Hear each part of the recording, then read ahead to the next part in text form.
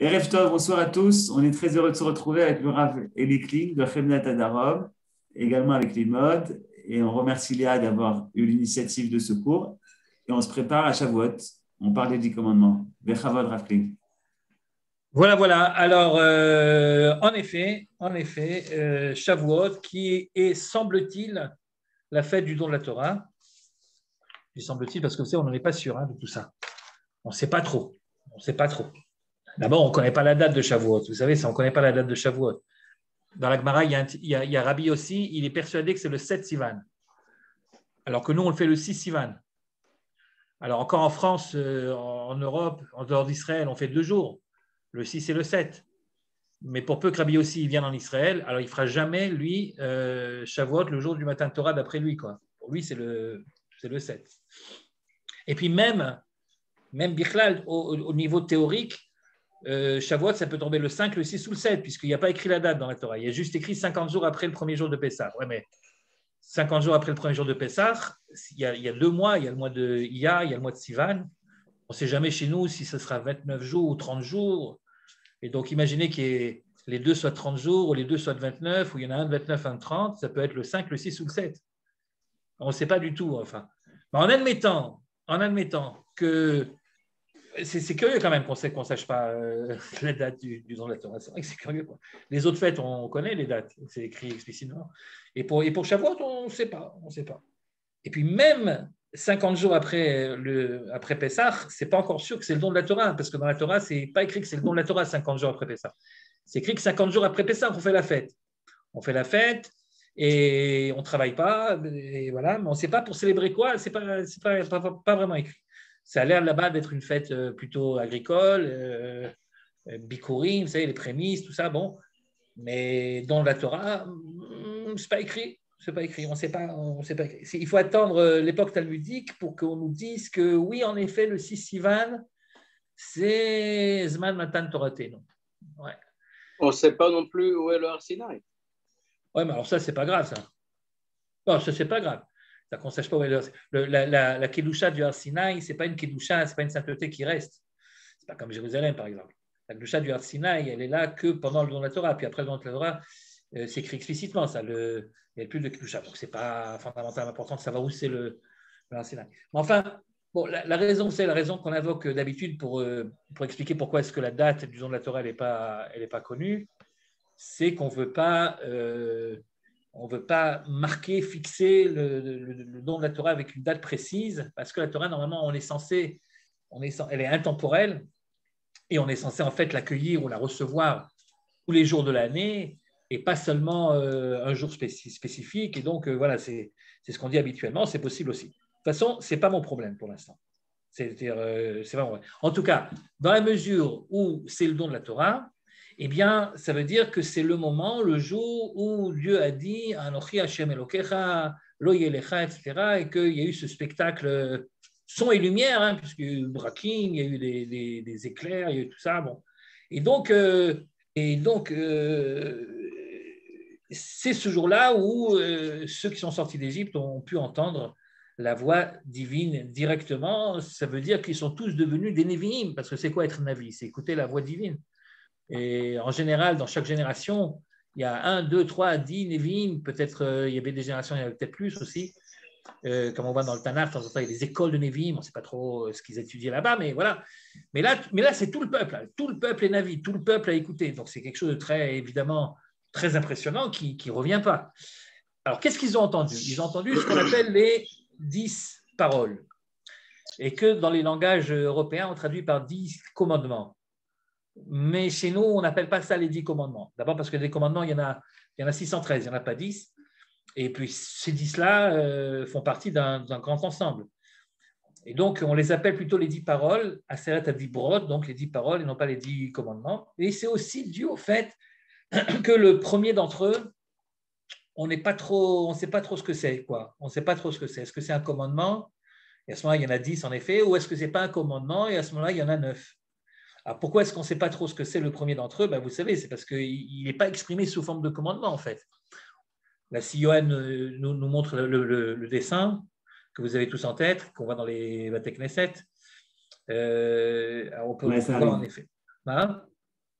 Une seconde, ça arrive. Oui, très bien, très bien. Oui, donc le premier commandement, c'est Anochi Hashem Elokecha Asher Hotzeticha Me'eret Mitzrayim Mibet Avadim. Je suis l'Éternel ton Dieu qui t'a fait sortir d'Égypte.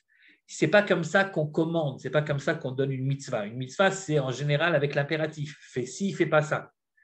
Là, Anochi Hashem Elokecha, on a plutôt l'impression que c'est une carte de visite, une présentation du personnage, une sorte de titre pour tout le reste. Puisque je suis l'Éternel ton Dieu qui t'a fait sortir d'Égypte, alors voici ce que tu dois faire.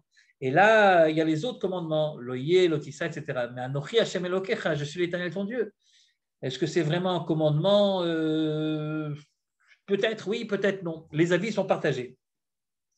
Et les avis sont partagés. Et donc, c'est une des raisons, c'est la deuxième raison pour laquelle on n'appelle pas ça Eser Mitzvot, les 10 mitzvot, parce qu'on n'est pas sûr qu'il y en a vraiment 10, vous voyez. Maintenant, qui est-ce qui pense qu'il y en a vraiment 10 et qui est-ce qui pense qu'Anochi Hashem, c'est un commandement? Eh bien, c'est notamment Maïmonide. Le Rambam, Rabbi Moshe ben Maïmon, est persuadé qu'il y a un commandement de croire en Dieu, et ce commandement, c'est Anochi Hashem Elokecha. C'est-à-dire qu'il y aurait une mitzvah de croire. Voilà ce que pense le Rambam. Il y a une mitzvah de croire. Alors, cette mitzvah de croire, elle est écrite à plusieurs reprises dans le Rambam, notamment dans ce fameux Sefer Mitzvot, où il comptabilise les mitzvot et il nous les présente une après l'autre. Pas d'après l'ordre chronologique, mais d'après un certain ordre qu'il a fixé lui-même. Et cette mitzvah de croire en Dieu, pour le Rambam, c'est la première des 613.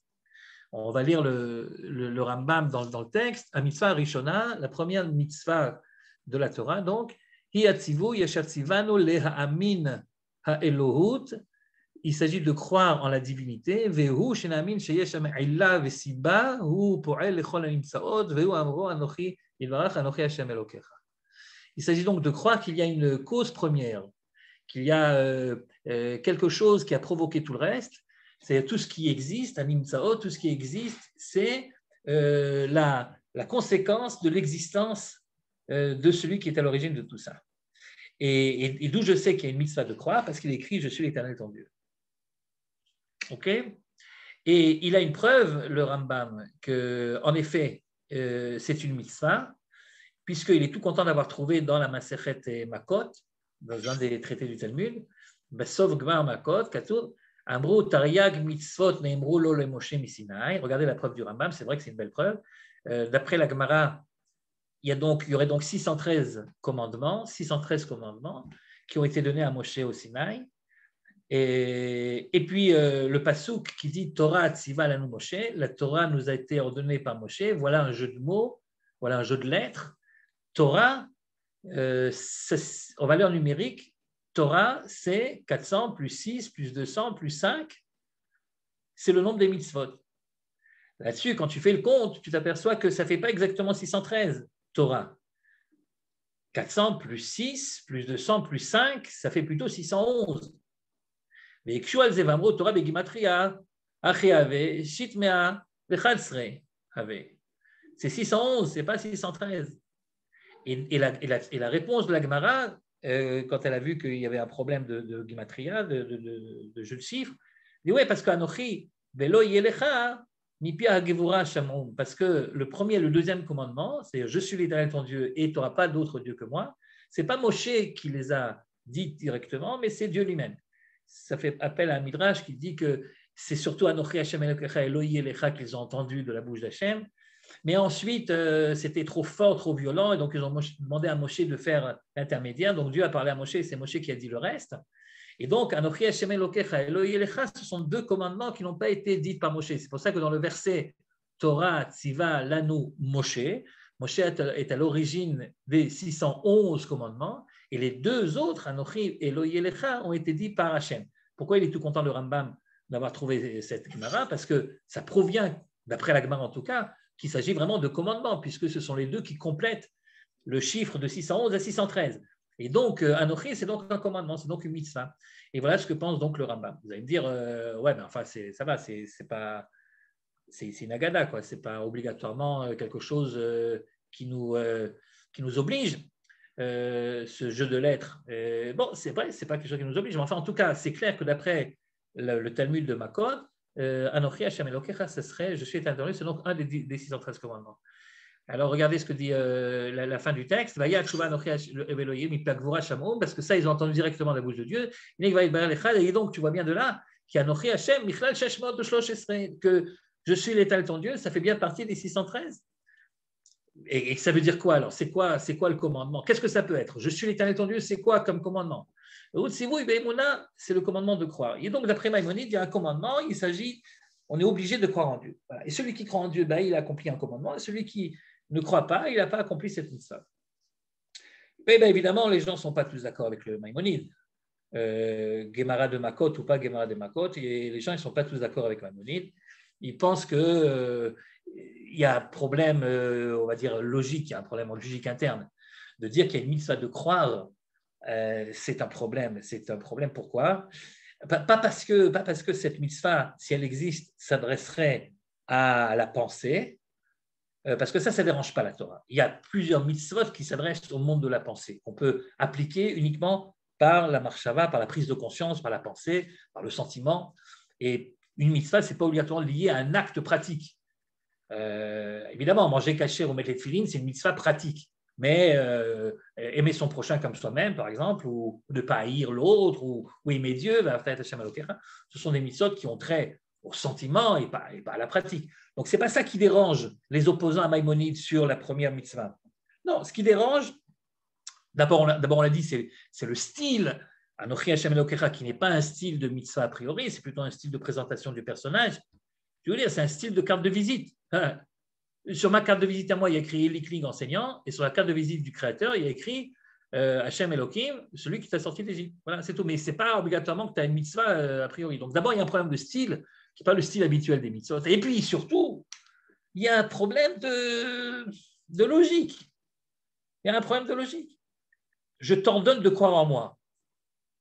Alors, de deux choses l'une, ou je crois déjà en toi, et donc je n'ai pas besoin de mitzvah de croire en toi, ou je ne crois pas en toi, alors qui c'est celui-là qui me dit crois en moi? Je ne te crois pas, j'y crois pas. Ça ne sert à rien. Vous comprenez, il y a un problème ici, il y a un problème de conception. Ou bien je crois ou bien je ne crois pas. Si je ne crois pas, ce n'est pas parce que quelqu'un me dit crois en moi que je vais le croire. Et j'y crois pas. Je pense que c'est quelqu'un qui a inventé l'histoire. Et, voilà. Et en effet, c'est ce que dit quelqu'un comme Abravanel. On va d'abord lire le deuxième Rambam qui se trouve dans l'Ilchot Yesodei Torah. Alors, vous savez que le Rambam il a écrit donc une encyclopédie du judaïsme, une grande encyclopédie du judaïsme qui comprend 14 volumes, le Yad HaChazaka, et le Sefer HaMitzvot duquel on parlait tout à l'heure, le livre des commandements, eh bien c'est une sorte d'introduction. Le recensement des 613 commandements, le Sefer HaMitzvot, c'est une sorte d'introduction à l'encyclopédie maïmonidienne qui est le Mishneh Torah, comme il l'appelait lui, la deuxième Torah. On préfère l'appeler Yad HaChazaka, parce que, vous comprenez, la deuxième Torah, ça fait un peu prétentieux, donc on préfère l'appeler Yad HaChazaka. Yad, ça veut dire la main, mais c'est également 14 en valeur numérique, et l'encyclopédie de Rambam comprend 14 volumes, Yad HaChazaka. Or, comment est-ce qu'il commence son encyclopédie? Ilchot Yesodei HaTorah, loi concernant les principes, les bases, Yesodei, les bases de la Torah, chapitre 1, Halacha 1, donc vraiment c'est le début, Yesod Yesodot V'amud HaChochmot, c'est-à-dire la base de la base et le pilier de la sagesse ou des sagesses. Vous remarquez bien sûr que le Rambam ici utilise un style pour commencer son ouvrage qui n'est pas que de lui, de commencer les 4 premiers mots. Si tu prends les premières lettres de chacun des 4 mots, tu vois qu'il s'agit du nom de Dieu, Yud, He, Vav et He, Yesod Yesodot V'amud HaChochmot.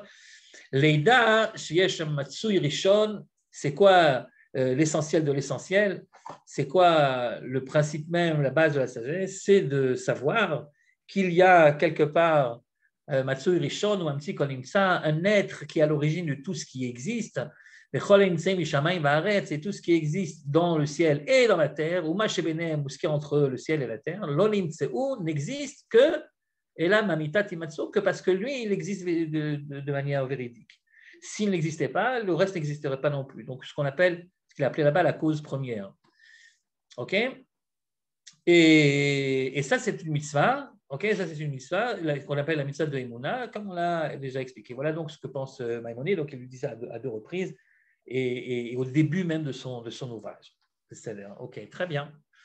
D'après lui, c'est le mitzvah. J'avais une fois, dans mon petit village de Kfar Maimon, j'avais une fois une jeune fille que je connais depuis qu'elle est née pratiquement, et qui, un jour qu'elle avait quelque chose comme 18 ans, comme ça, elle me dit, le téléphone, elle me dit, écoute, il faut absolument que je te parle, c'est très, très grave. Je lui dis, quoi, c'est urgent? Elle me dit, c'est urgent. Alors, je dis, bon, ben viens. Alors, elle vient, et puis elle me dit, voilà, j'ai un problème. J'adore la manière qu'on a de vivre à Kfar Maimon. Donc, Kfar Maimon, pour ceux qui ne connaissent pas, c'est un village qui est un village religieux. Les gens qui sont là-bas, c'est les gens qui, apparemment, en tout cas, font le Shabbat, mangent kasher, etc., et prient au Beth Knesset. Et donc, voilà, donc, j'adore ce qui se passe, j'adore la manière de vivre ici. Donc, elle voulait dire, j'aime bien la manière de vivre religieuse. Alors là, je lui ai dit, et tu n'as pas un autre problème plus grave que celui-là, parce que ça va, c'est pas dramatique. Il dit, non, tu n'as pas compris, tu n'as pas compris, tu n'as pas compris. J'aime la manière de vivre, et je ne te dis pas ça parce que je ne connais pas l'alternative. J'ai des copines qui ne sont pas religieuses, et non, je préfère de loin l'ambiance qu'il y a au Kfar et les chants de Shabbat. Et à part ça, en quoi je puisse t'aider? Il dit, non, tu ne comprends pas. J'ai dit, non, je ne comprends pas. C'est quoi le problème? Ben, le problème, c'est que tu comprends, quand je vais au Beth Knesset, quand je vais à la synagogue, que je prie, je sais que le ciel est vide. Comme ça, je sais que le ciel est vide. Alors je lui dis, ah oui, en effet, alors là, ça commence à être problématique, ouais. Et qu'est-ce que tu attends de moi? Eh bien, j'attends que tu m'aides à accomplir la première mitzvah de Maïmonide sur les 613. Il dit qu'il y a une mitzvah de croire. Moi, je voudrais bien accomplir cette mitzvah, mais je ne sais pas comment on fait. Est-ce que Maïmonide ou quelqu'un d'autre a un truc? Comment est-ce qu'on fait pour accomplir la mitzvah? Parce que moi, j'aimerais pas quand même continuer à vivre de cette manière-là, c'est-à-dire à pratiquer sans croire, sous prétexte que j'aime la pratique. Je suis une fille, elle me dit, je suis une fille qui est honnête et cohérente. Au bout d'un moment, ou bien je vais finir par croire, ou bien je vais tout abandonner. Mais je ne peux pas continuer comme ça. Et là, tout d'un coup, tu te dis, ben, c'est une bonne question en fait. Parce que la mitzvah de mettre les tefilines, je sais comment on l'applique, mais la mitzvah de croire, si tu ne crois pas, alors là, comment tu fais? C'est quoi la recette? Alors en fait, Maïmonide développe ça, notamment dans son livre de philosophie qui s'appelle Le Guide des égarés. Et là-bas, ouais, il explique comment est-ce qu'on fait pour arriver à croire. Et il dit la chose suivante, vous savez que Maïmonide, c'est quelqu'un qui croit en la raison. Il pense que la raison nous permet d'arriver très très loin. Et d'après lui, si tu te poses les bonnes questions, si au bout d'un moment, tu ne passes pas à côté de ça, tu te poses les questions que tout homme doit se poser, eh bien, finalement, tu finis par arriver à la bonne réponse. C'est-à-dire, tu finis par comprendre qu'il y a un seul Dieu. Mais il faut te poser les bonnes questions, c'est-à-dire qui je suis, d'où je viens, pourquoi je suis là, c'est quoi le sens de ma vie, etc. Il ne faut pas passer à côté de ces questions-là. Si tu poses des grandes questions de l'existence, finalement, tu finiras par trouver les réponses. Et c'est ça, accomplir la mitzvah de croire. Comment je fais pour accomplir la mitzvah de croire? Je me pose des questions et je cherche des réponses. Vous allez me dire, il y a des gens qui se posent les bonnes questions, mais qui trouvent les mauvaises réponses. Autrement dit, le fait de se poser la question, ce n'est pas suffisant pour pouvoir être sûr d'aboutir à la mitzvah. Autrement dit, ce n'est pas la bonne réponse que je peux donner à la jeune fille. La jeune fille me dit, comment je fais pour croire? Qu'est-ce que je lui dis? Pose-toi les bonnes questions. Ah ben oui, justement, je me les suis posées. Mais je ne suis pas arrivé aux conclusions du Rambam. Moi, je suis arrivé à des conclusions différentes, que le ciel est vide. Alors, comment ça se fait qu'on arrive à ces conclusions-là? Dit Maïmonide, c'est parce qu'on n'a pas utilisé notre sechel, notre intellect, qui en fait, pour Maïmonide, vous savez, l'intellect, c'est la partie divine qu'on a en nous. Quand dans la Torah, il y a écrit Tselem Elohim, l'homme il a été créé à l'image de Dieu. C'est quoi l'image de Dieu? C'est la capacité à réfléchir. Pour le Rambam, c'est clair, c'est pas autre chose. Et donc, si tu utilises comme il faut cette capacité à réfléchir, eh bien, c'est sûr que tu arrives à la bonne conclusion. Et si tu es honnête, bien sûr, c'est sûr que tu arrives à la bonne conclusion. Alors, comment ça se fait qu'il y a des gens qui se posent des questions et qui font travailler leur réflexion et qui n'arrivent pas à la bonne réponse, et même qui arrivent à la réponse opposée? Alors, pour Maïmonide, c'est très simple, ils ont mal utilisé. Ils ont mal utilisé. Ben oui, ce n'est pas de leur faute, c'est-à-dire qu'ils ont commencé à réfléchir et puis après, tout à coup, ils se sont dit, tiens, si on allait manger en chinois. Et alors, à ce moment-là, il y a leur femme qui a dit « Ah non, je préfère aller manger italien ». Alors, ils ont commencé à discuter, si on mangeait chinois, italien, etc. Bon, finalement, ils sont allés manger chinois. Et puis, quand ils sont revenus, alors il a voulu recommencer son étude. Ah oui, mais il a été distrait. Alors, évidemment, il ne recommence pas exactement au même endroit. Alors, voilà, il est distrait, il ne fait pas les choses comme il faut. Bon, finalement, il arrive à des conclusions qui ne sont pas les bonnes. Mais si l'homme se contente de ce qu'il doit se contenter au niveau matériel, c'est-à-dire pas grand-chose, et s'il arrête de dépenser son temps, son énergie à se divertir avec autre chose, alors finalement, il arrive aux bonnes conclusions. En tout cas, qu'on soit d'accord ou pas avec Maïmonide, Anochi Hashem Elokecha, je suis l'Éternel ton Dieu, c'est pas seulement la première parole qui a été entendue au Sinaï, c'est le premier commandement. Alors, pour Maïmonide, on pourrait très bien appeler ça les 10 commandements, c'est vraiment les 10 commandements. Ok, très bien, parfait.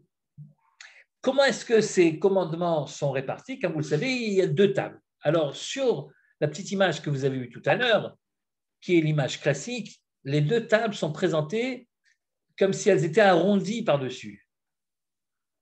C'est stylisé, si vous voulez. Ce n'est pas comme ça que c'était dans la pratique. Historiquement, on le sait bien, ce n'était pas arrondi. Je ne sais pas d'où ça vient. Je ne sais pas s'il y avait des chrétiens, je ne sais pas exactement. En tout cas, ce n'était pas arrondi au départ. C'était en fait 2 blocs, 2 pierres, qui, quand tu les mettais l'une collée contre l'autre, ça donnait un cube. Ça donnait un cube. Vous allez me dire, tu n'avais qu'à chercher une image avec un cube. Oui, mais je n'ai pas trouvé. OK? Alors, arrêtez de me poser des questions. J'ai cherché, je n'ai pas trouvé. Alors, enfin, je n'ai pas trouvé joli, quoi. Alors, bon, j'ai pris ça. Enfin, c'était un cube. Le cube, c'est la figure géométrique la plus parfaite dans l'espace à 3 dimensions dans lequel nous évoluons. Donc, si vous voulez faire quelque chose de parfait, c'est cubique. Okay. Alors, ce qui est marrant, c'est que ça devient un cube que lorsque les 2 tables sont collées l'une à l'autre. Si vous les décollez, c'est plus aussi parfait, c'est plus cubique du tout. Et évidemment, ça va nous apprendre que la perfection des 10 tables, des 10 commandements, la perfection des 10 paroles ne peut aboutir que si on les met ensemble et non pas on prend une sans prendre l'autre. Or, comme vous le savez, les 2 tables représentent chacune les relations verticales pour la première et la relation horizontale pour la seconde. Donc, c'est comme ça qu'on dit d'habitude, mais c'est vrai au niveau de l'énoncé des mitzvot, si on suit les commandements. Donc, Anochi Hashem Elokecha, je suis l'Éternel ton Dieu, d'après Maïmonide, c'est une mitzvah. Lo Yelecha, tu n'auras pas d'autre Dieu que moi, c'est encore une mitzvah qui régit, si vous voulez, les règles entre l'homme et son créateur, donc c'est vertical. Lotissa et Shem Hashem Elokecha Lashav, la 3e, tu ne prononceras pas le nom de Dieu en vain, ou alors encore quelque chose qui dépend qui fait partie des relations entre l'homme et son créateur.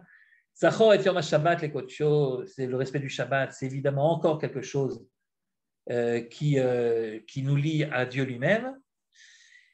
Laissons tomber le 5e qui est problématique, regardons les autres. Ne tue pas, ne commets pas d'adultère, je suis sur la 2e table, ne vole pas, ne prononce pas de faux témoignages et ne convoite pas ce qui appartient à l'autre. Tout cela, donc les 5 derniers, la 2e table, c'est ce qu'on appelle les mitzvot ben Adam, la chavero, les mitzvot entre l'homme et son prochain, c'est donc horizontal, tandis que les premières, c'est vertical. Et le cube, c'est-à-dire cette figure géométrique parfaite, n'existe que si on tient compte et de l'un et de l'autre. Parce que c'est vrai, il y a des gens qui sont très piétistes comme ça, c'est tout ce qui est entre l'homme et Dieu, mais franchement, dans les relations humaines, c'est pas ça, vous voyez. Si, ça existe, j'en connais quelques-uns. Peut-être vous aussi, enfin, on en connaît quelques-uns. Alors, de l'autre côté, vous avez aussi des gens qui sont irréprochables dans tout ce qui est relations humaines. Ils ne font pas de mal à une mouche, ils sont toujours prêts à aider le prochain, ce qui est formidable. Maintenant, au niveau de la piété, de la foi et de la pratique religieuse, ça, c'est autre chose. Et donc, la perfection, finalement, c'est lorsque les 2 sont réunis. J'ai élégamment sauté sur le 5e parce qu'il est problématique dans cette division-là, comme vous le savez. Le 5e, c'est le respect des parents. A priori, le respect des parents, ça fait plutôt partie des relations entre l'homme et son prochain. Le parent étant un prochain spécifique, particulier, mais un prochain quand même. Et donc, ça aurait été quand même plus sympa si le respect des parents avait figuré sur la 2e table plutôt que sur la première. C'était en effet sa place. Au dehors du fait que ça aurait fait une asymétrie, j'en aurais eu 4 seulement dans la première et 6 dans la 2e, ce qui n'est pas très joli. Mais à part ça, la raison réelle pour laquelle, qu'on invoque d'habitude, pourquoi on met Kabel et Tavicha, on met le respect des parents dans la première et pas dans la deuxième, c'est, nous dit-on, parce que il y a dans le respect des parents quelque chose de divin. Pourquoi ?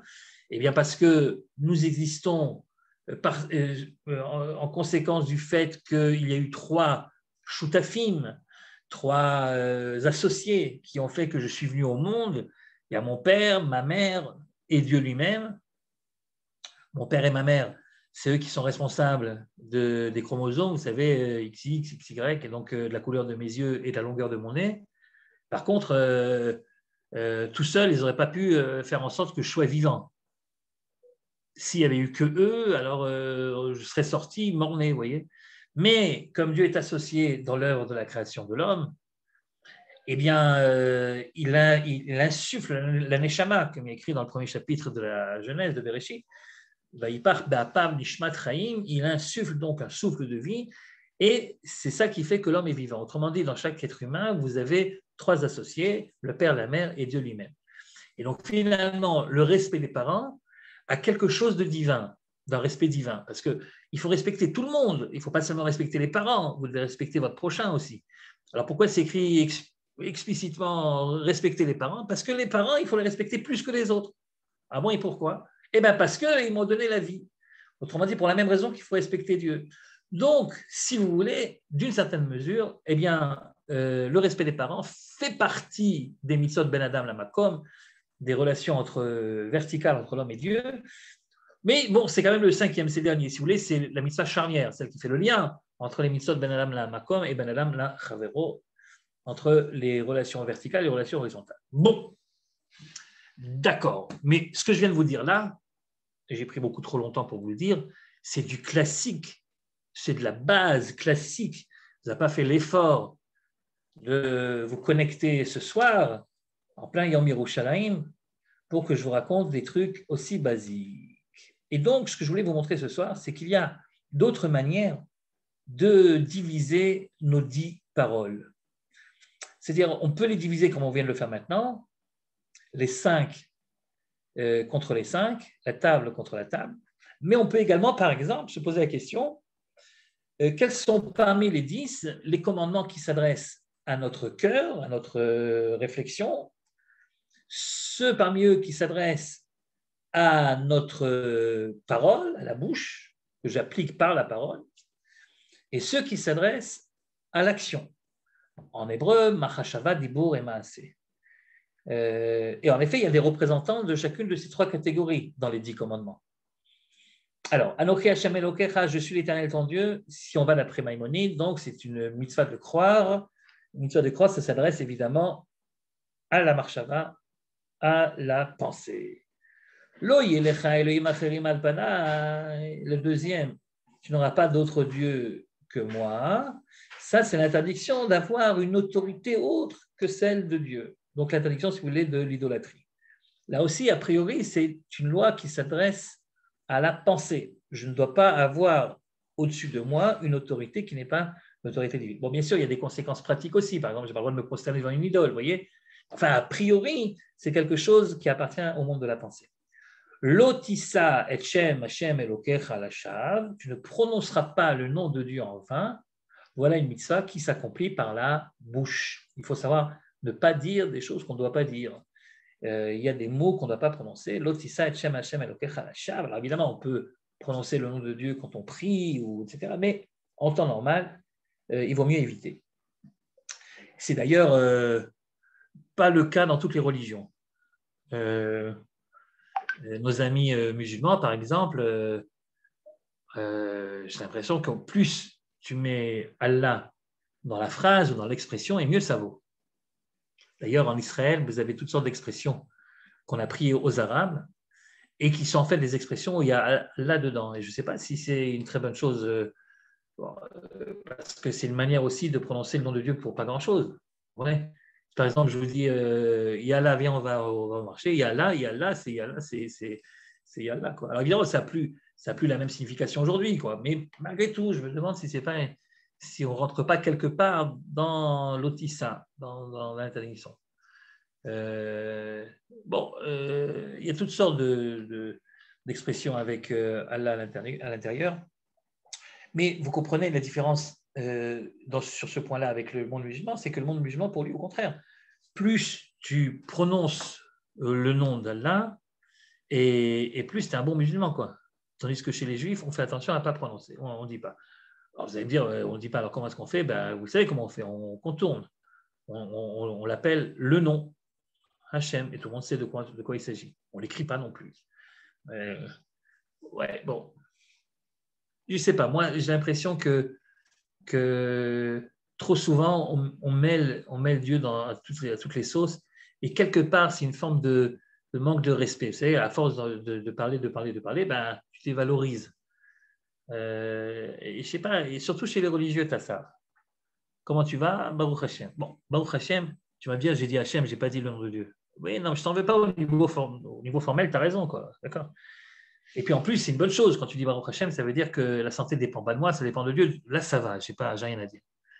Mais si je te dis, tu vas au chinois ou tu vas à l'italien, tu me dis, ah non, moi je préfère aller au chinois, Baruch Hashem. Okay, au Bezrat Hashem, je serai à l'italien.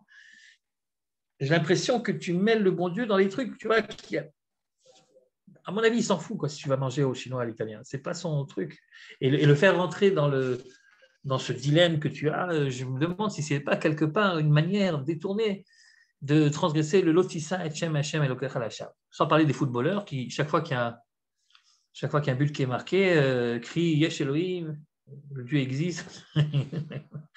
Enfin bon. Alors, lotissa. Ensuite, vous avez Zachor et Yom HaShabbat, donc se souvenir du Shabbat. Alors, se souvenir du Shabbat, figurez-vous, le Shabbat, c'est quoi le Shabbat? Qu'est-ce que vous en pensez? C'est plutôt pensée, c'est plutôt action. Le Shabbat, c'est quoi? C'est plutôt parole. Alors, évidemment, il y a un petit peu de tout dans le Shabbat. Il y a des trucs que tu n'as pas le droit de penser, Shabbat. Tu n'as pas le droit de penser au monde profane. Tu n'as pas le droit de penser, faire des projets, ce que tu veux faire demain, etc. Bon. Tu as évidemment de la parole également. Tu fais les tfilotes de Shabbat, tu fais le kiddush de Shabbat. Mais essentiellement, Shabbat, c'est d'abord quelque chose qui a trait à l'action, ou plutôt à l'inaction. C'est-à-dire des choses que tu n'as pas le droit de faire. Il y a 39 travaux interdits avec tous leurs dérivés. Et c'est ça qui fait que le Shabbat est Shabbat. Et si tu regardes un code de loi, Shulchan Aruch ou autre chose, tu verras que c'est bien de cela qu'il s'agit. C'est-à-dire, je sais pas, 95% des lois concernant le Shabbat, c'est de définir quels sont les melachot, quels sont les travaux qui sont interdits du Shabbat. Et donc, on peut dire que dans l'essence, le respect du Shabbat, c'est quelque chose qui a trait à l'action. Respecter les parents. Respecter les parents. Alors, c'est quoi ça? C'est de la pensée, c'est de la parole ou c'est de l'action? Là, on sera tenté de dire que comme pour le Shabbat, c'est un petit peu des trois. Il y a des trucs que tu ne dois pas dire à tes parents, ok? Il y a aussi une manière de parler à ses parents, on est d'accord. Il faut y penser aussi aux parents, d'accord? Et puis surtout, il y a des choses qu'il ne faut pas faire.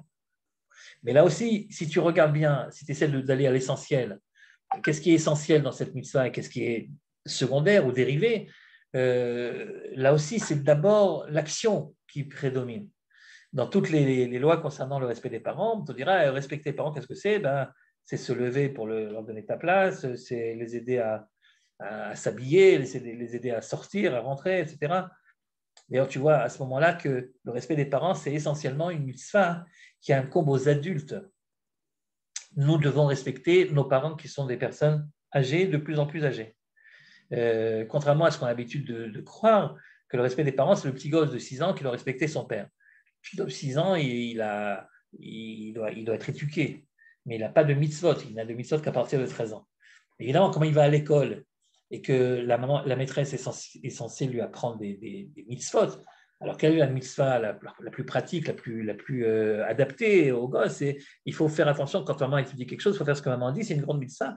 Et il vient raconter ça également à la maison, et donc d'abord on est très content qu'il a appris ça à l'école, et ensuite ça nous renforce dans l'idée que la mitzvah de respecter les parents, c'est plutôt les petits-enfants par rapport aux parents. Non, ce n'est pas les petits par rapport aux parents adultes, c'est les parents adultes par rapport à leurs parents, qui sont de plus en plus, de moins en moins autonomes en général. Et c'est ça la grande mitzvah, la vraie mitzvah du respect des parents. Et donc, le respect des parents, c'est d'abord quelque chose qui s'accomplit dans l'acte. Et par téléphone, tu ne peux pas vraiment faire tout ce que tu devrais faire pour tes parents. Il vaut mieux évidemment leur téléphoner de temps en temps plutôt que de ne pas le faire, mais ce n'est pas vraiment le respect des parents. Si tu n'as pas tes parents à côté, tu ne peux pas vraiment appliquer la mitzvah, quoi.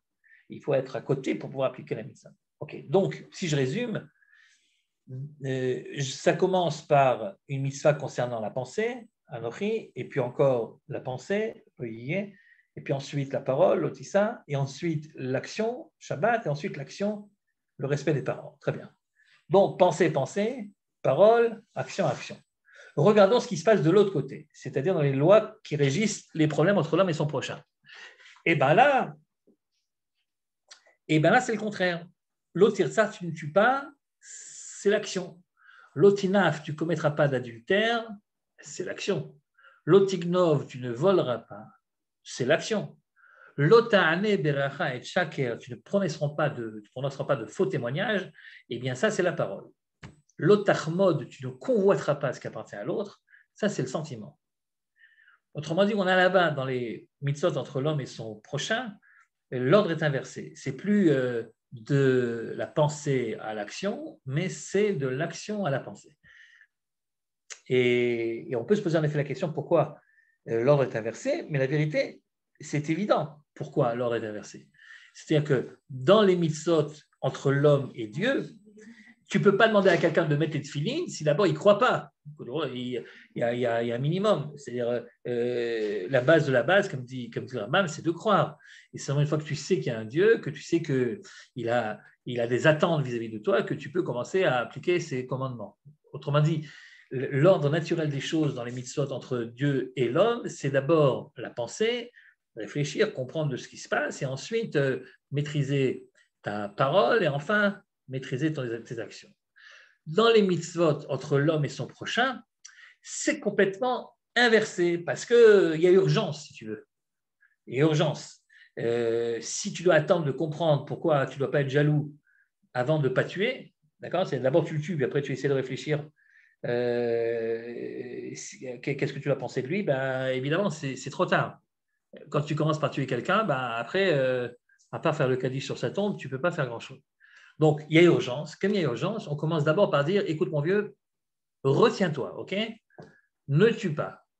Ne tue pas, ne commets pas d'adultère, ne vole pas. Vous remarquez d'ailleurs qu'il y a une progression, c'est-à-dire ne lui prends pas sa vie, ne lui prends pas quelque chose qui n'est pas vraiment sa vie, mais presque, c'est-à-dire son conjoint. Et enfin, ne lui prends pas son bien. Son bien, ce n'est pas le conjoint, ce n'est pas la vie non plus, c'est quelque chose d'extérieur à lui. Donc, d'abord, ne prends pas sa vie, c'est parce que c'est le plus grave, et ensuite le reste. Mais c'est toujours de l'action. C'est de l'action parce qu'on n'a pas le temps d'attendre que tu comprennes avant de t'interdire. La vie de l'autre est en jeu. Tandis que dans les commandements entre l'homme et Dieu, tu fasses Shabbat ou que tu ne fasses pas Shabbat, le bon Dieu, c'est le même bon Dieu, ce n'est pas pour lui, en fait, c'est pour toi. Et donc, il y a le temps. Tant que tu n'as pas compris l'essence même de la Emouna, du monothéisme. Alors, qu'est-ce que je te dis ? On ne va pas passer à la leçon concernant Shabbat si tu es toujours en train de ne pas croire. C'est problématique. Ce que disait la jeune fille de Kfar Maïmon tout à l'heure. Donc, d'abord, l'otirsaf, l'otinaf, l'otignov. Une fois que tu as appris à contrôler ton action, on peut te demander plus que ça encore. Contrôle tes paroles, parce que les paroles peuvent être blessantes, les paroles peuvent tuer même quelquefois. En tout cas, tuer quelqu'un au niveau social, ça c'est évident. Et puis l'otachmod, une fois que tu as bien géré tout ça, on peut même te demander de gérer ton sentiment par rapport à l'autre. Ne convoite pas. Ne convoite pas, ce qui n'est pas évident du tout. Mais on ne pouvait pas commencer par ne convoite pas. Ne convoite pas, si une fois que tu as compris tout ça, alors ne convoite pas. Ne convoite pas, ce n'est pas parce que tu causes du tort obligatoirement à l'autre, mais c'est parce qu'il y a quelque chose qui ne va pas dans ta manière de concevoir tes relations avec l'autre, et c'est ça le problème. C'est plus pour t'éduquer à toi que pour protéger l'autre. Donc, on commence d'abord par protéger l'autre, ne tue pas, adultère, etc. Ensuite, contrôle également ta parole, et ensuite, contrôle même ta pensée. C'est la raison pour laquelle l'ordre est inversé. Voilà. Nos amis Lubavitch, nos amis Chabad, dans la pratique, ne font pas exactement d'après l'ordre qu'on vient de dire maintenant. Je me rappelle une fois, j'étais à Nice, quand j'étais jeune et beau, et il y avait là-bas des copains qui étaient membres de Chabad et qui mettaient donc, dans les Mifsaïm, dans leur campagne, ils mettaient les tefilines aux Juifs de la ville. Alors, on était à Nice en temps normal, donc pas de corona. Sur la promenade des Anglais, il y a énormément énormément de touristes. Alors, il y avait le tank de Chaval, le tank Lubavitch, qui venait donc sur la promenade des Anglais, et puis avec leur truc de filine, et puis ils arrêtaient. Une fois, je suis venu comme ça une journée pour voir comment ça fonctionnait, c'était des amis à moi. Et alors, c'est très, très impressionnant, c'est-à-dire la première chose qu'ils font, ils font une sorte de barrage comme ça sur la promenade, et puis ils disent, les gens qui passent, première question, est-ce que tu es juif? Bon, déjà, ça jette un petit froid, quoi, pas l'habitude. Alors le type, en général, il dit, bah non, bon, bah ça va, tu peux passer alors. Tu peux passer. Après, si le type il dit oui, alors deuxième question, est-ce que tu as mis les tefilines ce matin? En général, le type il dit non. Et donc, troisième question, est-ce que tu voudrais mettre les tefilines? Et là, très curieusement, j'ai constaté que dans la plupart des cas, le type il disait ouais, pourquoi pas. Franchement, pourquoi pas. Mais quand je dis la plupart des cas, c'est presque la totalité, quoi. Ça m'a beaucoup impressionné. C'est-à-dire, le type, il va à la mer, il est touriste, il est en vacances. Mais pourquoi pas, après tout, je mets les tefilines. Une fois que la journée était terminée, je n'ai pas pu m'empêcher de poser la question au Chabad qui avait organisé tout ça. Je lui ai dit, écoute, mon vieux, dans les relations entre l'homme et Dieu lui-même, c'est sûr qu'il faut commencer par la pratique. Parce que dans les 10 commandements, la première table, on commence d'abord par la réflexion. Si tu as 4 minutes avec un bonhomme, un juif que tu ne vas plus rencontrer après, est-ce qu'il ne vaudrait peut-être pas mieux que tu consacres les 4 minutes à lui faire une sorte de dracha que tu as préparé suffisamment à l'avance, et qui, en quelques minutes, résume les grands arguments de la foi, quoi, non? Parce qu'après, qu'est-ce que tu as gagné quand tu as mis les tefilines? Demain, il ne les mettra plus, les tefilines. C'est-à-dire que si tu as réussi à le convaincre de quelque chose concernant la théologie, concernant la foi, peut-être qu'il y aura des conséquences après. Alors, il a souri, puis il m'a dit la vraie réponse d'un vrai Chabad, c'est-à-dire le vrai chassid. Ah oui, il faut être chassid pour comprendre cette réponse, en tout cas pour l'accepter. Il m'a dit, écoute, en théorie, tu as raison, comme tu le vois dans les 10 commandements, tu as raison. Mais dans la pratique, quand on a affaire à un membre du peuple juif, figure-toi qu'on n'a pas besoin de perdre son temps. Il me dit de perdre son temps à expliquer que Dieu existe. Parce qu'il le sait déjà, puisque son âme, sa neshama, était présente au Sinaï. Donc, il sait déjà. Et tu vas me dire, dans la pratique, quand tu lui demandes, il te dira non, je suis athée. Ouais, mais c'est parce que justement, la petite flamme qu'il a en lui, à force de ne pas faire les mitzvot, à force de ne pas pratiquer, ben, elle s'est réduite. Mais elle est toujours là, Elle est toujours là. Chez les chassidim, on appelle ça le nitzotz, l'étincelle est toujours là. Et pour la rallumer, cette étincelle, ce n'est pas les grands discours philosophiques qui vont la rallumer. Pour la rallumer, fais-lui mettre les tefilines qu'il n'a pas mis depuis sa bar mitzvah. Et tu verras qu'en mettant les tefilines, tout d'un coup, ça va déclencher la petite flamme qui va prendre de l'importance parce qu'elle existe déjà. Voilà ce qu'il m'a dit. Je trouve que c'est une réponse excellente au niveau chassidique. C'est vraiment la réponse chassidique par excellence.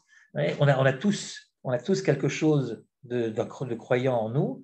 Et on a tous cette étincelle et il suffit finalement de la rallumer d'une manière ou d'une autre. Voilà donc la raison pour laquelle les Chabad commencent à l'envers. Okay, ils ont sans doute raison. Bien. Et puis, il y a une troisième lecture possible. Donc, la première lecture, c'est la lecture verticale. D'un côté, les lois qui régissent les relations avec Dieu, et de l'autre côté, envers les hommes, c'est-à-dire. Après, tu as le côté répartition des mitzvot en pensée, parole et acte, ce qu'on vient de voir maintenant. Et puis, tu as une troisième lecture que j'appellerais la lecture horizontale. C'est-à-dire que si, pour faire ce fameux cube, vous avez mis les deux tables l'une collée contre l'autre, et que Dieu ne nous a pas donné tout ça en une seule longue table jusqu'au 10e commandement, c'est parce que, sans doute, il voulait placer en évidence la première et la 6e, la 2e et la 7e. Autrement dit, on peut lire les 10 commandements, non pas verticalement, mais horizontalement, ligne après ligne. Et peut-être que de ce rapprochement des 5 lignes, on peut apprendre des enseignements. En tout cas, c'est ce que nous propose comme lecture Rashi. Mais Rashi propose cette lecture horizontale, non pas à l'endroit où on se serait attendu, c'est-à-dire là où les 10 commandements apparaissent pour la première fois dans Parashat Yitro, ou dans la deuxième fois dans Parashat Vaïtranan, Non, non, non, il nous dit ça dans un endroit où on ne s'y attendait pas du tout, dans le Shir HaShirim. Et alors, si notre ami Johan veut bien nous donner le passage de Shir HaShirim en question, eh bien, nous pourrons voir quel est le verset qui inspire à Rashi cette lecture horizontale. Alors, Shir HaShirim, comme vous le savez, le Cantique des Cantiques, c'est une histoire d'amour entre un jeune homme et une jeune fille. Et quelquefois, c'est un petit peu osé comme description, puisque comme il l'aime beaucoup, eh bien, il l'aime dans les détails. Et donc, vous avez parfois, on rentre dans les détails, en effet. Et des deux côtés, d'ailleurs, et le garçon envers la jeune fille, et la jeune fille envers le garçon. Et dans ce verset qui se trouve au chapitre 4, verset 5, voici ce que dit le jeune homme à sa jeune aimée pour lui faire sans doute des compliments. Moi, personnellement, si vous voulez mon avis, je ne vous conseille pas, là je m'adresse au côté masculin de l'assistance, d'essayer ce genre de compliments. Je ne pense pas que de nos jours ça marcherait, mais enfin, je vous lis le verset. Shne Shadayir, tes deux seins, qui Shne Opharim, sont comme des fans. Et les fans, c'est l'enfant de Bambi, vous voyez ce que je veux dire? Donc, tes deux seins sont comme des fans. Théomé Tzvia, des jumeaux de Tzvia. Tzvia, c'est la femme du cerf, donc la biche. Haroim Bashoshanim, qui vont paître dans les roses. C'est censé être un compliment, hein, c'est ça. Alors, comme vous le savez également, le Cantique des Cantiques, ce n'est pas juste une histoire d'amour, mais c'est une histoire d'amour qui est une image, une parabole. Il s'agit en fait du bien-aimé et de la bien-aimée qui ne sont autres que Dieu et son peuple. Bon, on ne va pas parler maintenant du Shir HaShirim, ce n'est pas le sujet, mais regardez comment est-ce que Rashi lit ce verset de manière imagée et pas de manière au sens propre. Kishne Opharim Teomet Tzvia, voilà ce que dit Rashi. La tzvia,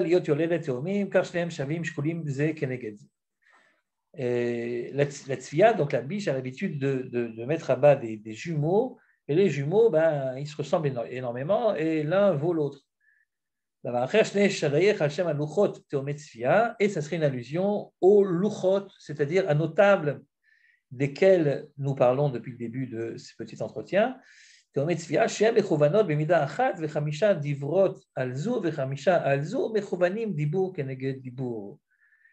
dit Rashi, ce n'est pas un hasard si elles se trouvent l'une en face de l'autre, c'est pour nous permettre justement de les lire à l'horizontale. Et là, Rashi commence à expliquer chacune des lignes et l'enseignement qu'on peut en tirer. Alors, le premier, on ne va peut-être pas le lire Rashi, on va essayer de comprendre tout seul. Ça a l'air assez évident pour le premier en tout cas. D'un côté, vous avez « Je suis l'Éternel ton Dieu » qui, comme on a vu tout à l'heure, ça serait d'après Maïmonide une mitzvah de croire. Et en face, qu'est-ce qu'on a en face? Ne tue pas. Quel rapport entre ne tue pas et je suis l'Éternel ton Dieu?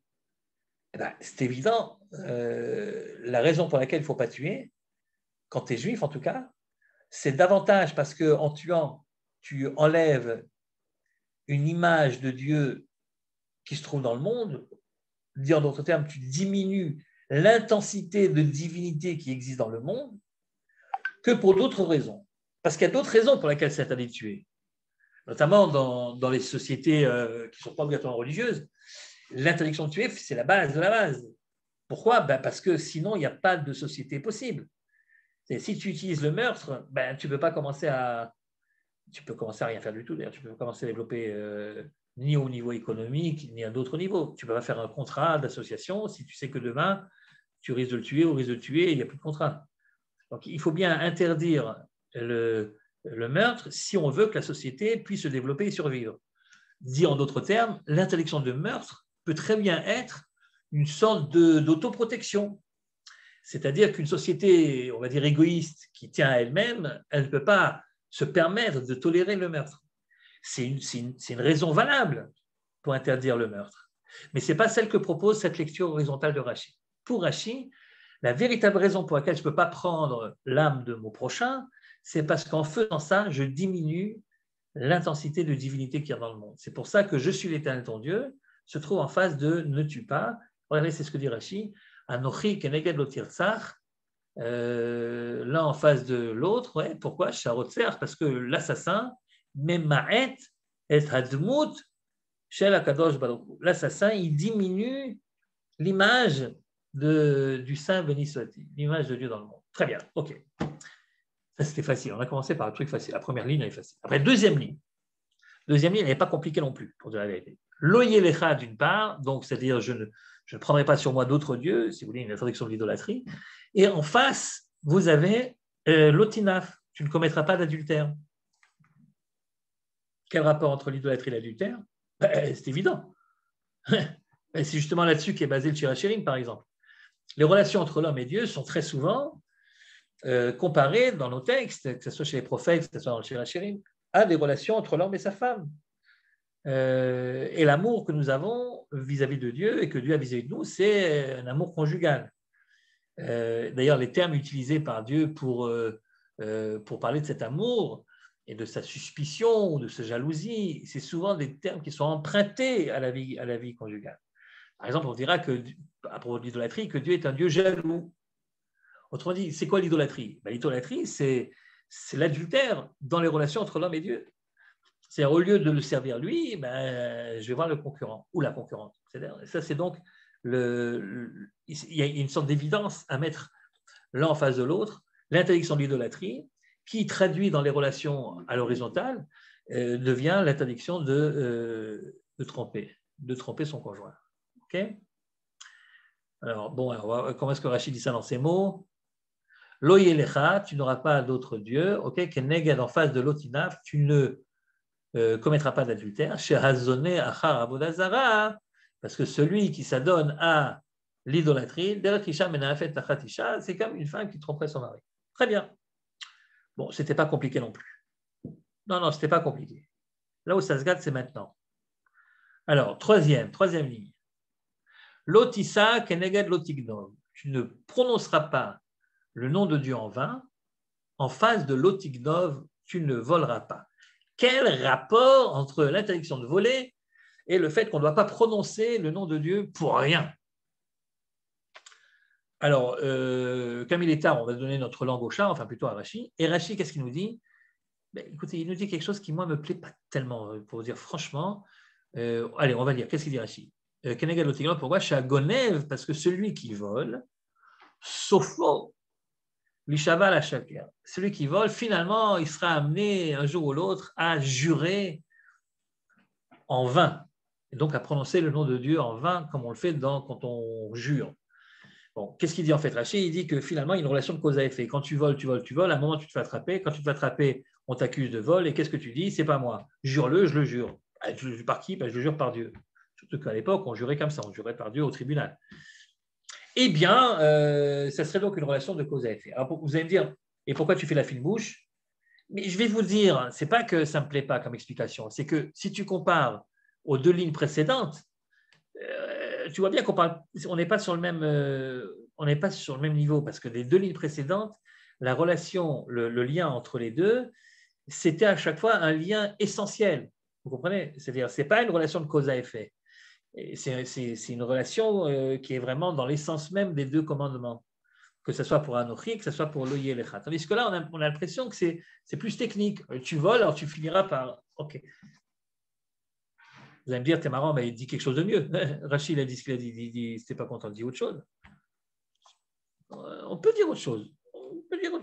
On peut dire, par exemple, que finalement, on ne peut pas voler Dieu, puisque tout lui appartient. Comment tu veux le voler, finalement? Qu'est-ce que tu peux voler de lui? Une chose, sa réputation. C'est-à-dire, ça dépend de toi. Tu ne peux pas lui voler grand-chose, mais tu peux, dans ta manière de parler, faire en sorte que les autres aient une idée haute ou moins haute de la divinité. C'est-à-dire que si tu parles de Dieu tout le temps à tort ou à raison, alors finalement, tu le déprécies aux yeux des autres. Et donc, tu lui voles finalement son nom, qui est la seule chose que tu peux voler. Et donc, peut-être que c'est ça le rapport entre les deux. Peut-être que ne pas prononcer son nom pour rien est en phase de ne vole pas, parce que c'est une manière de voler dans la relation verticale. C'est de prononcer le nom de Dieu. Tu lui voles finalement son essence, en tout cas, la manière qu'il a d'être vu par les autres. Vous voyez? Je préfère cette explication, si je peux me permettre.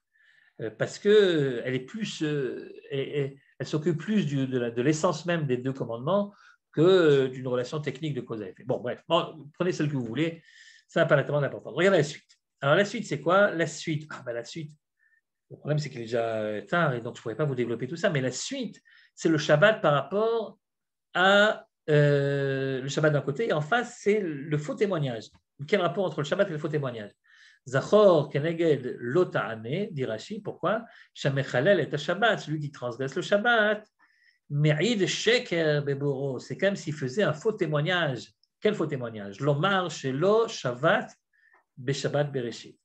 Transgresser le Shabbat, c'est témoigner que Dieu ne s'est pas arrêté de créer au moment de la création du monde. Ou si vous voulez, dit à l'envers, faire le Shabbat, c'est témoigner que Dieu a créé le monde.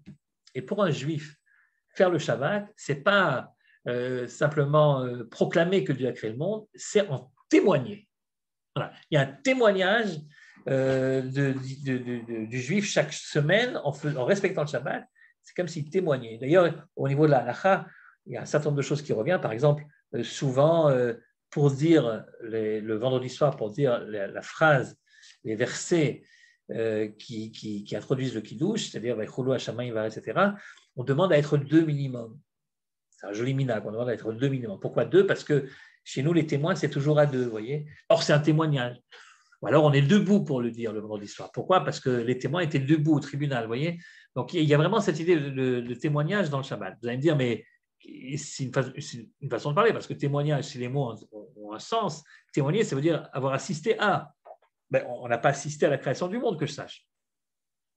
Presque. Pas vraiment, mais presque. C'est-à-dire, évidemment qu'on n'a pas assisté à la création du monde. Mais nos ancêtres, figurez-vous, en sortant d'Égypte, ont été témoins que Dieu est créateur. Ouais. Parce que tous les jours, Dieu leur crée cette nourriture céleste qu'on appelle la manne, et ils sont témoins que Dieu a créé la manne. C'est pour ça qu'il leur amène cette nourriture-là, qui n'existait pas avant. Il aurait pu leur faire venir des pommes, des poires et des Scooby-Doo, mais il leur amène une manne que personne ne sait d'où ça sort, c'est une créature nouvelle, justement pour qu'ils témoignent que Dieu est créateur.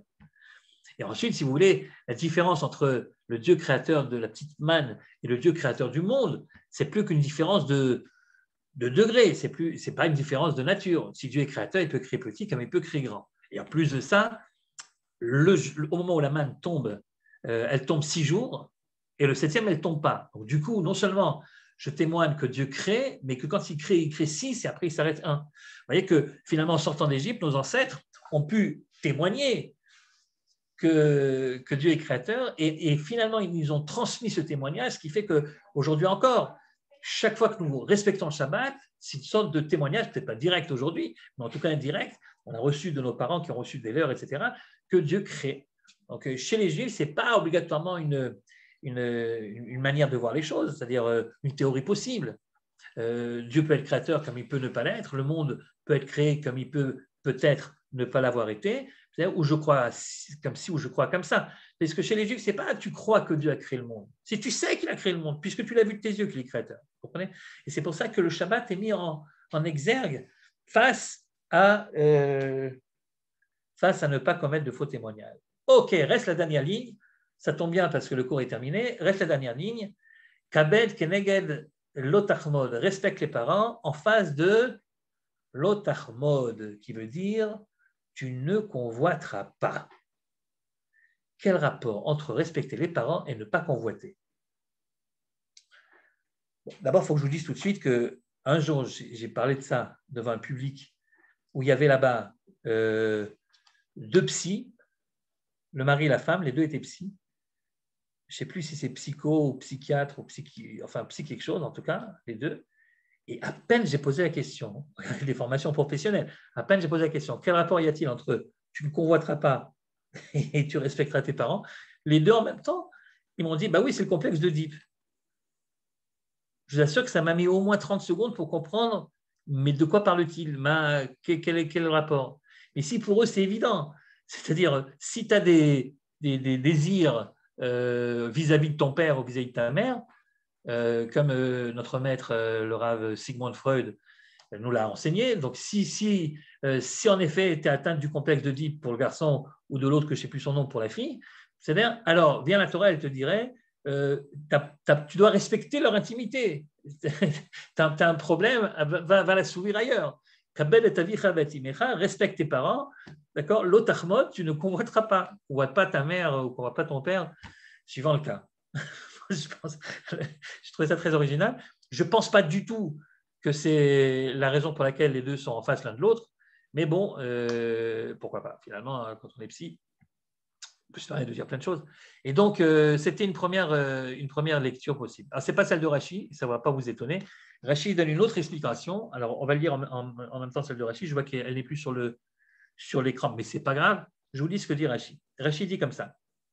Kavet keneged lo tachmod, respecte tes parents en face de ne convoite pas. Pourquoi? Écoutez bien. Shia chomed, parce que celui qui convoite, sopho leholid ben, finalement, il aura un enfant, chez Maclé, avec un kouf, qui n'aura pas de respect, qui va au contraire mépriser Otto, son père, et Umechabed, par contre, il va respecter Misheno Aviv, celui qui n'est pas son père. Ça a l'air comme ça, comme une faute et une conséquence de la faute, une faute et une punition, mais ce n'est pas ce que Rashi veut dire. Rashi dit, si jamais tu convoites l'autre, qu'est-ce qui va se passer? Il va se passer que ton fils finira par ne pas te respecter et pas respecter le voisin. Non pas par punition, à cause de la faute que tu as faite de convoiter, mais par conséquence. Imagine que vous êtes le soir de Shabbat ou le soir des fêtes, chaque vendredi soir, vous êtes assis autour de la table, ok? Vous voulez parler de choses intelligentes, du genre qu'est-ce que tu as appris aujourd'hui dans la paracha, ou bien qu'est-ce que tu as fait cette semaine à l'école, ou bien je ne sais pas quoi. Vous passez votre temps, vous et votre femme, à parler des voisins. Comment se fait-il qu'il est parti pour la 5e fois cette année en Chutz La'aretz, alors qu'il ne gagne pas plus que toi, finalement, notre voisin? Alors, comment ça se... D'où elle a reçu encore ce manteau? Toutes les semaines, elle s'achète un nouveau manteau. Mais comment c'est possible? Si ça tourne régulièrement autour de ça, si tu passes ton temps à convoiter ce qui se passe chez le voisin, ne t'étonne pas, dit Rashi, si un jour ton gosse il ne va pas dire, bon, ben, si les meilleures choses du monde se trouvent chez les voisins, pourquoi est-ce que je te respecterais toi? Je vais aller respecter directement l'autre. C'est ce que veut dire Rashi. Ne t'étonne pas, c'est-à-dire il risque de te manquer de respect et d'aller chercher chez l'autre ce qu'il ne trouve plus chez toi, c'est-à-dire le respect de soi-même. Ça, c'est la réponse de Rashi. Et puis, je terminerai en vous racontant une autre réponse possible. On a dit tout à l'heure que le respect des parents, ce n'était pas le respect obligatoirement du petit vis-à-vis de son papa adulte, mais au contraire, le respect du papa adulte vis-à-vis de son père à lui, qui est plus qu'adulte. Et la vérité, c'est que cette mitzvah est très compliquée. Surtout de nos jours. Je pense que dans notre époque, elle est encore plus compliquée qu'à l'époque. Pourquoi? Eh bien, parce que nous avons réussi, grâce au progrès de la médecine, à prolonger l'espérance de vie. Et donc, on vit aujourd'hui beaucoup plus longtemps qu'à l'époque. À l'époque de mon grand-père, 70 ans, c'était vieux. C'était vieux. Aujourd'hui, 72 ans, tu es Premier ministre d'Israël. Vous voyez? Normal. Et ça dépend de lui, il y a encore 10 ans. Vous voyez? Et personne n'a rien à dire dessus. On a gagné 20 ans d'espérance de vie quand même. Sauf qu'au niveau, si vous voulez, de la vieillesse, pour l'instant en tout cas, on n'a pas encore réussi à trouver le fameux gène qui permettrait pour l'instant. Et donc, ce qui fait que les gens sont vieux plus longtemps. Et comme ils sont vieux plus longtemps, alors c'est de plus en plus compliqué de respecter les parents. Parce qu'avec tes parents âgés, tu retrouves les mêmes gestes que tu avais avec tes enfants à l'époque. Sauf qu'avec tes enfants à l'époque, au fur et à mesure que le temps avançait, eh bien, tu étais encouragé par le fait que le gosse il faisait des progrès. Tandis que là, avec les parents, ça ne risque pas de s'arranger, vous voyez, en général. Et donc, au bout d'un moment, tu te dis, mais finalement, pourquoi c'est une mitzvah tellement importante de respecter ses parents?